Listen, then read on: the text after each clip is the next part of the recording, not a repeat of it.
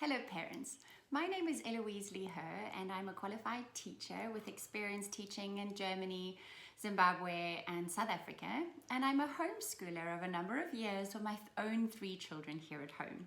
This is a second message of a little series called Suddenly Homeschooling. My intention is to speak to you, parents who are finding yourself suddenly having your children at home for their education during the closing of schools in the worldwide COVID-19 pandemic. I hope to be telling you during these short videos just how able you really are to manage well in this time.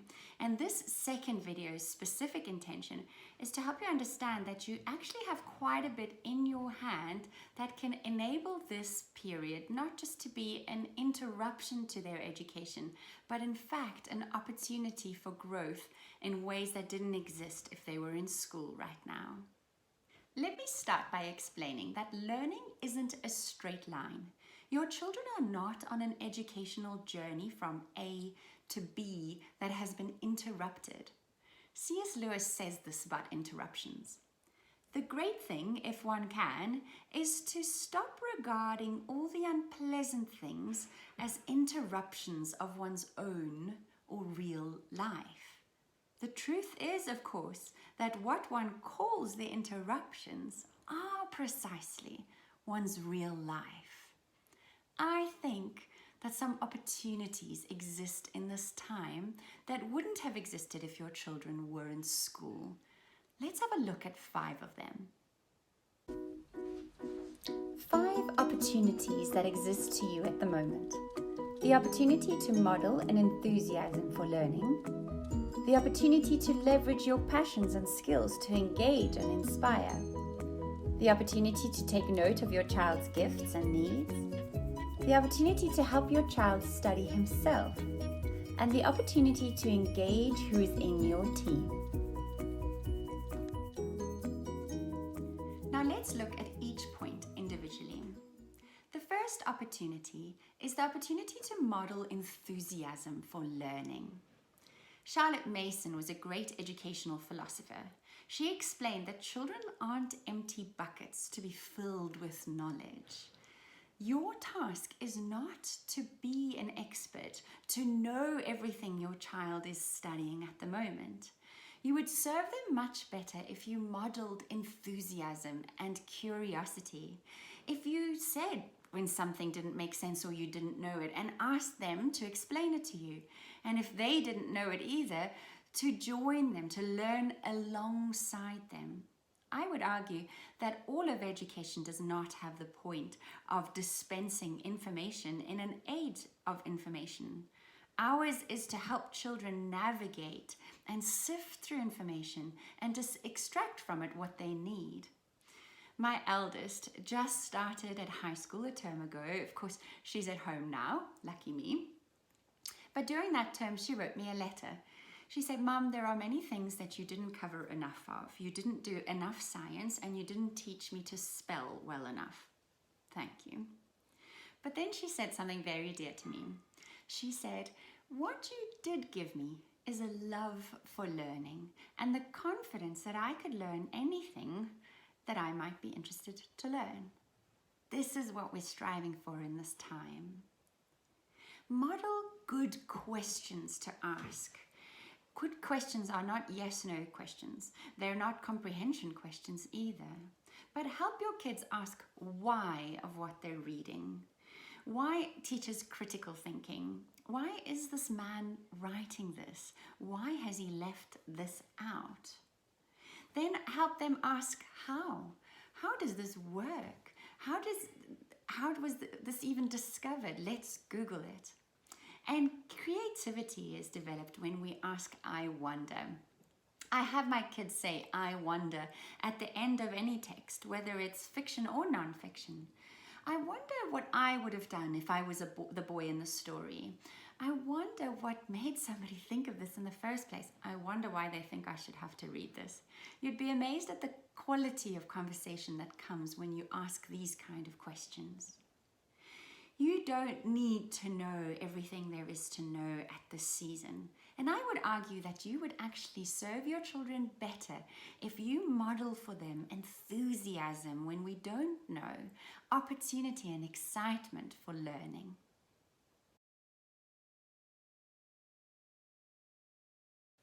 Let's look at the second point. There's an opportunity to leverage your passions and skills to engage and inspire. Let me explain what I mean. There's an assumption that homeschoolers should be good at crafting and building things, and some really are, building spectacular matchbox pyramids. I'm not one of them. I really don't like crafting. But I discovered somewhere along the way that I love reading aloud. And it is a passion that has been infectious to my children. We go on incredible stories, we enjoy adventures, and we read non-fiction texts together as well. It is the bird in my hand. I wonder what the bird in your hand is. Perhaps you speak a second language your child is trying to learn at school. Perhaps your organizational and managerial skills are incredible and you need to be sharing them with your teenager at this time. Perhaps you have a special love for cooking and the time spent together can help a younger child with sequencing and with following instructions. You see, you have more in your hand than you think you do. Education, you must remember, is wider than mental academic capacity.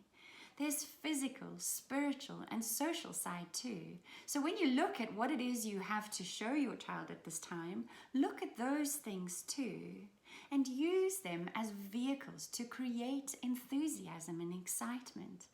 You might not think your sense of humor is a useful tool at this time, but it really is.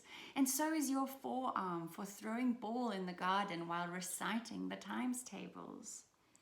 Children are natural learners. They don't need to be coaxed into submission. They just need a bit of a spark of enthusiasm and passion. And when you show them yours, they will feel encouraged to develop passion of their own. The third opportunity is to take note of your children's gifts and needs at this time. Let me explain to you that teachers do not have the one-on-one access with your children that they need and that you have. You can ask all sorts of questions at this time and study your child for the answers. What frazzles them? What makes them anxious? What parts of the curriculum and what skills do they really struggle with and are probably hiding? Kids are very good at hiding what they struggle with. You can also look at what special gifts do they have? What comes really naturally? What passions are there that might not have opportunities in our normal lives to be developed? Choose then, from then now on, to advocate for your children. Choose to partner with teachers when you go back to school as a specialist, not on possible disabilities or giftedness, but as a specialist on your child. Choose to then partner with teachers going forward. You have access, they don't. And with them, you'd be able to customize a response to your children's needs that you might not have been able to do before this time. Again, you don't need the professional knowledge. You just need attention to detail and investment in the children that you live with and love.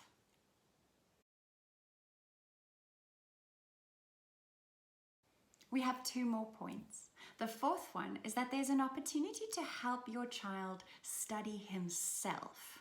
This is similar to the previous point, but it's an opportunity to help a child develop self-knowledge. I think all education should give the gift of self-knowledge. What am I particularly good at, and what do I struggle with? What of my strengths will help me counter my weaknesses? When do I work best?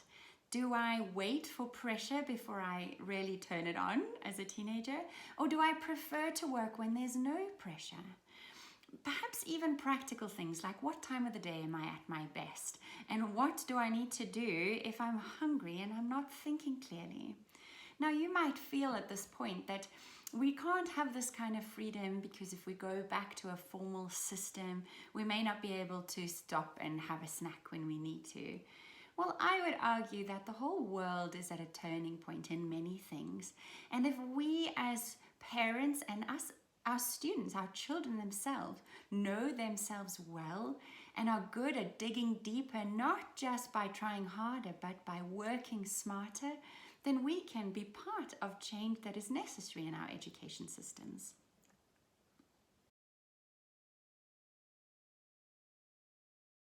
The fifth opportunity is to engage who is in your team.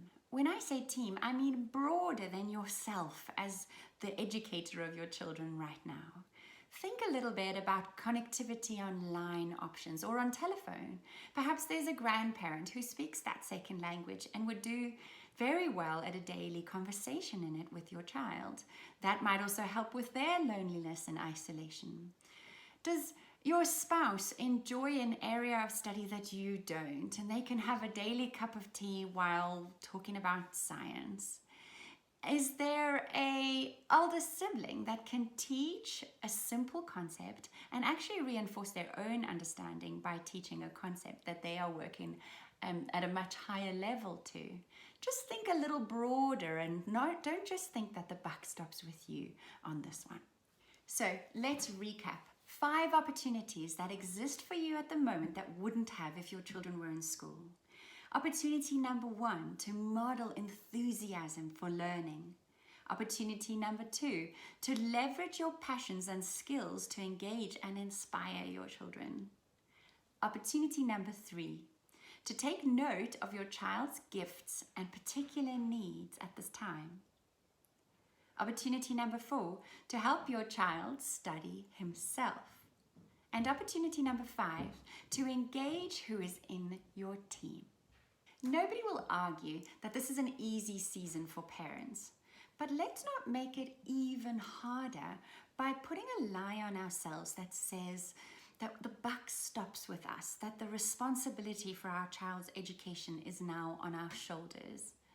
You see, at the beginning, I said that learning is not a straight line, not a road from A to B that has been interrupted. Instead, picture a spiral. We go round and round. We touch on a new skill and learn it to a certain level, and then we carry on and we learn some social emotional learning, we focus on some other knowledge, and we go round again, and next time we come past the same skill, the same content again, and we build and it gets more complex in our minds. Think of it this way helps, because then we know that our job isn't to be the be-all and end-all. Our job is to put another layer on the spiral, to add the part of this season.